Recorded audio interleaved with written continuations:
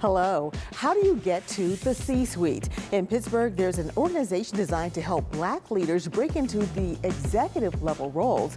We'll talk to the leader of that organization. And you've probably heard lots of discussion around a new medical drama series called The Pitt.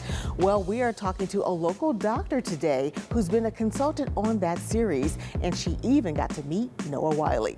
Plus, Brenda Tate is well known in the community for her time as a police officer to her current work with seniors. Now you can add author to her many roles. She's here to discuss her new book. So pull up a chair and meet us at the corner. Intersection starts right now.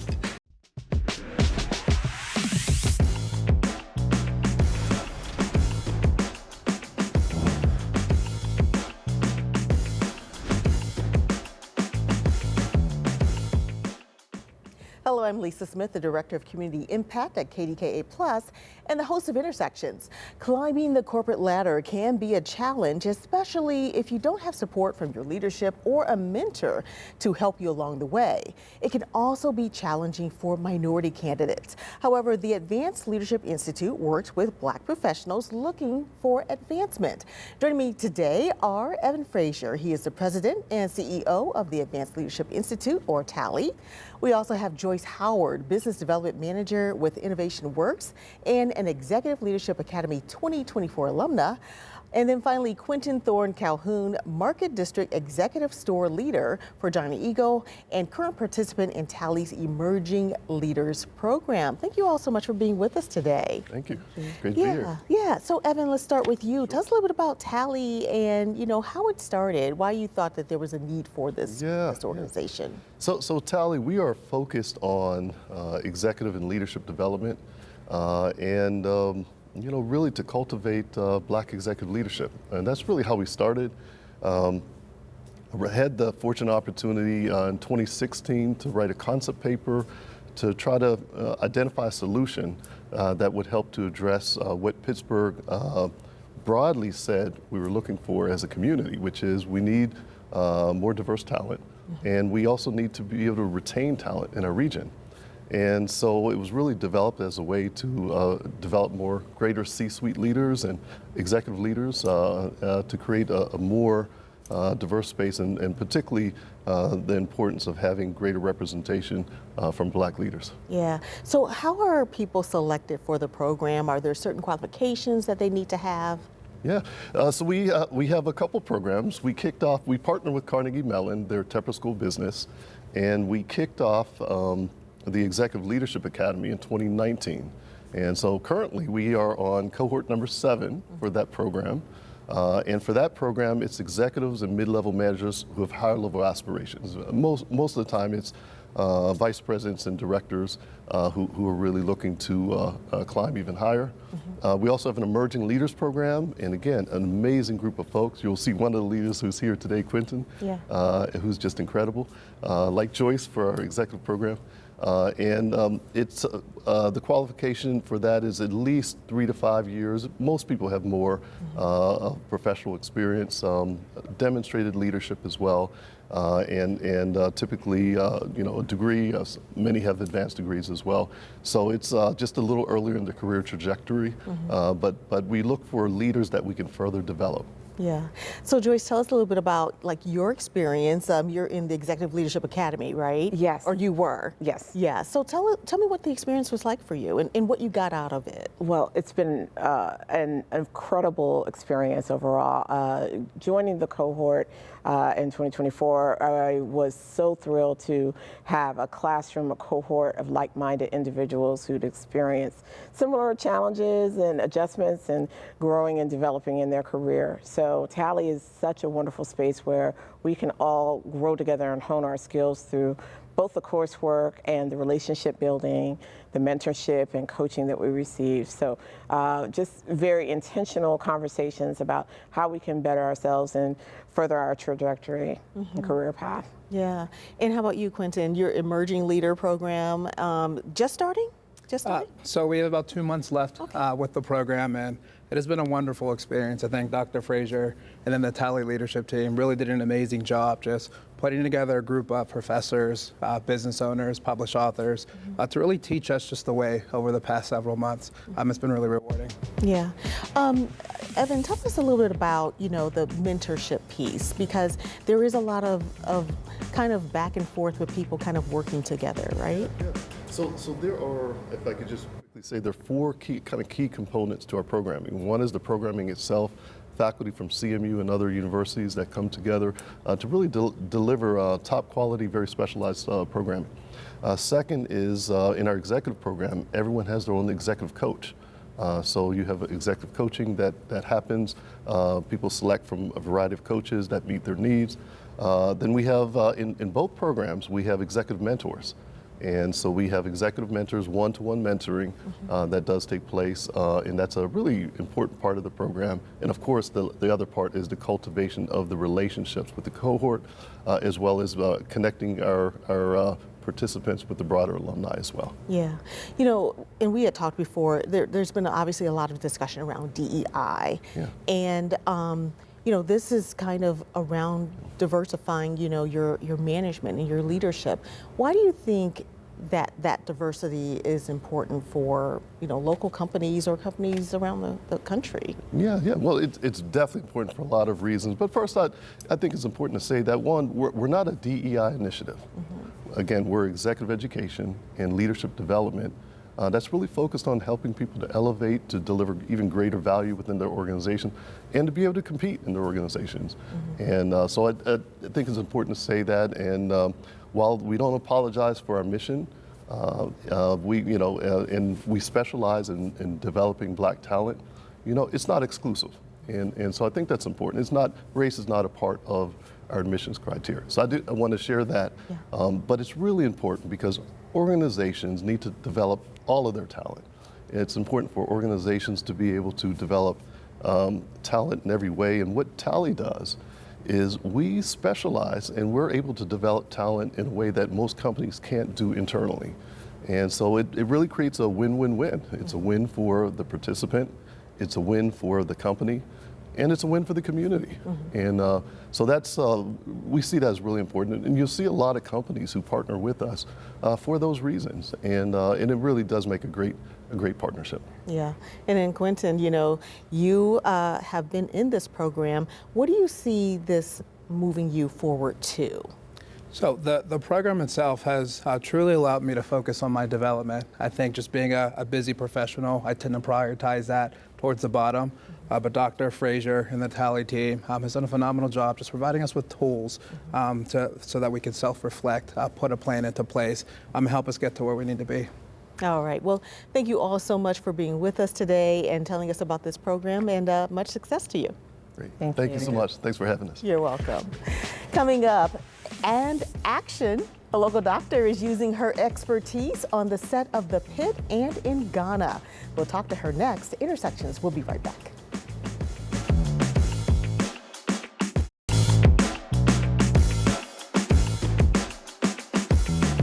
Well, from traveling to Ghana to working with actor Noah Wiley on the set of the Pitt, this last year has been nonstop for Dr. Sylvia Owusu-Ansah. She is the Associate Professor of Pediatrics and Emergency Medicine at the University of Pittsburgh School of Medicine, and she is also the EMS Medical Director at UPMC Children's Hospital of Pittsburgh, and she's joining us once again. Thank you so much for being with us today. Thank you, Ms. Smith, for having me. Absolutely. So let's kind of start with your trip to Ghana. Yes. That's home for you. Yes. And you had a chance to go back and do some work around EMS and CPR. Tell me a little bit about that trip. Yeah, so thank you.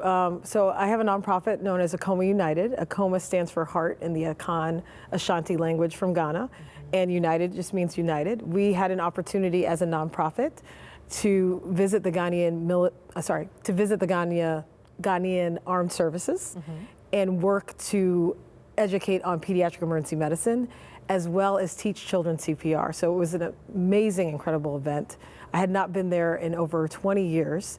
The last time I was there for my grandmother's funeral, and she had been hit by a car and left to die because there was no real EMS system in place and no one to perform CPR. So this just seemed like, finally a lifelong mission accomplished to go back and give back to the people who've given to me. Yeah, and we saw the video, looking at the video of, you guys teaching the kids, to do CPR. Is that an element that is missing in Ghana in terms of that? Yeah, I think not so much that the idea of CPR, I think the knowledge base of CPR throughout the community, just like here in the US, is missing, and the coordinated healthcare effort to go from CPR to calling an emergency response system to getting somebody to the hospital in time to save their lives, to have good outcomes. But it starts with the home, and so we're building that community engagement and starting with the youth so that we build a culture in Ghana of knowing CPR and life-saving skills, which is really exciting. Yeah.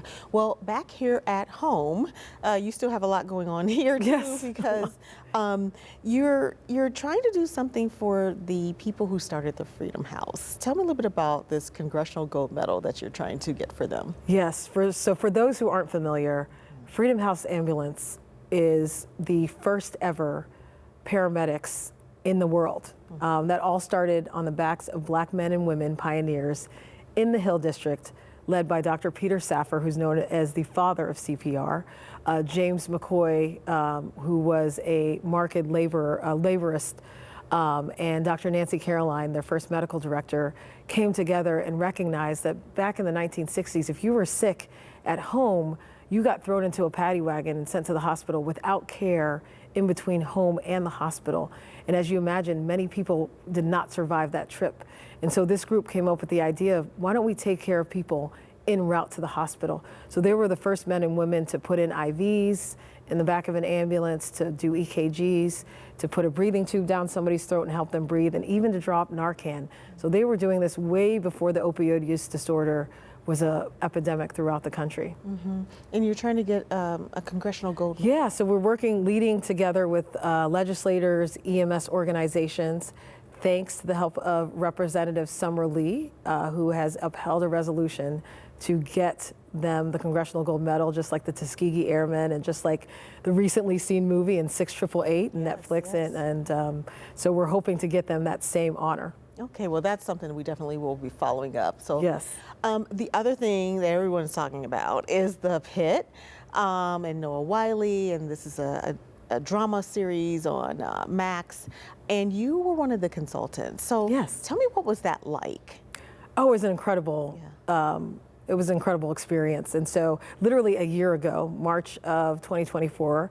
My good friend Dr. Beth Hoffman at the University of Pittsburgh School of Public Health, the Hollywood Health and Society, a nonprofit that gets healthcare information for medical dramas, had reached out to her looking for somebody who had expertise in Pittsburgh in healthcare disparities. And she said, I knew just the person, and connected me with them. And they said, well, there's this new medical drama series coming out with the executive producers of ER, and they want to talk to you about health disparities.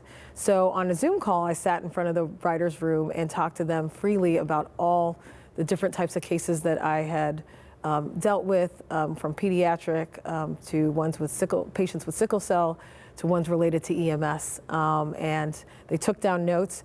Little did I know it would be like one of the #1 medical dramas ever, and little did I know that they would take to heart pretty much everything that I told them about my experience of healthcare in Pittsburgh. So I was honored. And it just got picked up for a second season, I just saw. It did indeed, yeah. So, I mean, but you also got to meet Noah Wiley. Like, there's some totally pictures. got to meet Noah Wiley. So I was able to go out into Los Angeles for a conference and meet up with the Hollywood Health and Society folks. And they surprised me with a trip to the writing room. And I did not know Noah Wiley was there. And I turned the corner and there he was. Not only that, they allowed me to sit in the writer's room at the head of the table and talk a little bit more about myself and the work that I'm doing in community-based CPR. They also allowed me to share I have my own movie called In Good Hands. They allowed me to screen that. It's 11 minutes short on my work-life balance as a Black female physician in academia, and they watched it and they were encouraged by it, and it was just an amazing experience. Yeah, so I'm sure you've been watching. Yeah, I have been watching, like religiously. I've been watching, every episode. Have you seen anything that looks like it came from your conversation? Oh, 100%. Really? So there is a patient who presents in the first few episodes with sickle cell, who has sickle cell disease and presents in a crisis. And I talked about the importance of understanding that, patients who have sickle cell disease, pain management is critical. They're not pain seeking. Bone pain is one of the worst types of pains ever. And then there are health disparities in that space. And so they highlighted that in having a doctor speak up on behalf of a patient with sickle cell, which was true to a real life case of mine. They also had a patient who took THC gummies, a pediatric patient, which we see a lot, unfortunately. The automatic CPR compressor, known as the Lucas device. And then tonight, we will see a glimpse of Freedom House in there. So when I spoke with the writers, I said, if you want to talk about Pittsburgh and healthcare, you have to talk about Freedom House. So we may get a glimpse of that on the episode this evening. Oh, wow, that's interesting. So like if people, fortunately it's a series, so people can Yes. kind of go back and watch it, Yes, at the yes, yes. future. Well, this is so great. Thank you so much for coming. And definitely we're going to stay in touch with you because you do so much, right? But we definitely want to keep up with what's happening with that gold medal, so congressional gold medal. Yes. So thanks so much for coming. Well, thanks for always having me. It's always a pleasure to be here. Absolutely. Thank you. All right. Well, coming up, a local trailblazer in law enforcement has written a book about being a Black woman in blue. She joins us next. Intersections. We'll be right back.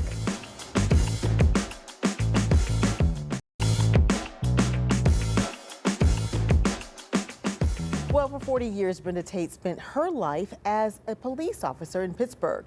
The exciting part, meeting presidents and dignitaries. The other part, meeting addiction and racism. But Brenda Tate is resilient and sharing her story with Pittsburgh. She joins us now along with Sharon Leotis, who is the publisher and president of Interview Productions. Welcome both of you to Intersections. Thank you. Thank you, Lisa. Yeah. Okay, so tell us why you wanted to write a book about your life. Thank you, first of all, for having us on. I started writing when I was, still a police officer.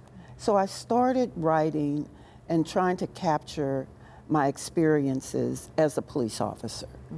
And the more I wrote, the more it started to go other places.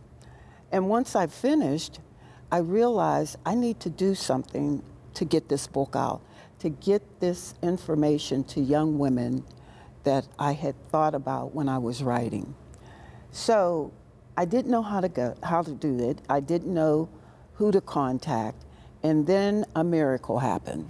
Sharon Leotis came. And maybe she can share how that happened. We call it divine intervention Yes. between the two of us. Yes. So I had met you at a wedding, and I had accompanied Chief Rocco. And of course, everyone knows she was a police officer, and you were surprised that she was there. And you got together, and you had realized she had just written her memoir, and I was producing a documentary on her. And that's when Brenda told me, I'd really like to write a book. I go, okay. And we didn't go very far with that. COVID hit. After COVID, I happened to be at a luncheon where she was on a panel and gave one of her very touching and meaningful stories. And I approached her. I said, do you remember me? And she said, oh my gosh. She grabbed my hands and she said, I prayed this morning to be able to write this book. And it was just beautiful. And I said, okay, let's start. So she shared her journal with me, which was, if you've read the book, you can imagine I was shocked to read what happened to her in her lifetime and how you even made it through, Brenda. And then we started to, I interviewed her every other week and took a lot of notes. We brought in a very good editor, Nan Newell, and we all stitched it together and made a beautiful story in her words. Yeah. Yeah. And it's very revealing because you talk about a lot, which to me takes a lot of courage, Was it difficult for you to write about some of the difficult times that you experienced? Oh my God, yes. It was difficult to the point sometimes I had nightmares. Sometimes it would keep me up because some of the people that I talk about in this book, although I don't name them, they still are here. The abuse from some of the people, he's still here. So I'm surrounded by that a lot. And I live in the house that I went to high school in. So a lot of that came to me as I wrote. But I realized, even after I wrote it, that I was releasing a lot. I was letting a lot of it go because I didn't realize how much of it I was carrying. It was pretty painful.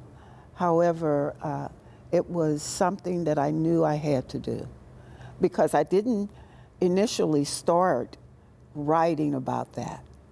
I started writing about my experience as a policewoman, but it kept taking me down that road. Yeah.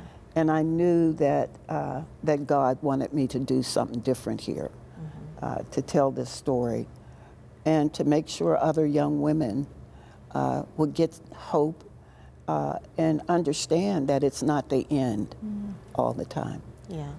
You know, do you feel like you're a trailblazer? You know, because you had such a career with the Pittsburgh Police Department in spite of a lot that was happening in your life. But you ended up, like, you know, being on a detail with a number of dignitaries, presidents, and Rosa Parks, the Dalai Lama. I mean, do you feel like a trailblazer? Well, let's say I feel like a trailblazer among a lot of other trailblazers. Cookie Coleman, Gwen Elliott, Marita Bryant, Tanya Ford. These women went through pretty much the same experience. However, I captured a lot of mine. Yeah. There are women on the job that I can't, you know, name as I name those women, but those are trailblazers also. So if that's the category that I'll be in, I don't mind being in that category with those trailblazers. Well, you're in that category, and we're going to let people see again the cover of the book so they can go and look for it at their favorite places to buy books. Thank you so much for being with us and sharing your story, and we look forward to what happens next because we know this is not it. Thank you. Thank you. All right. And I'll have my last word when we come back.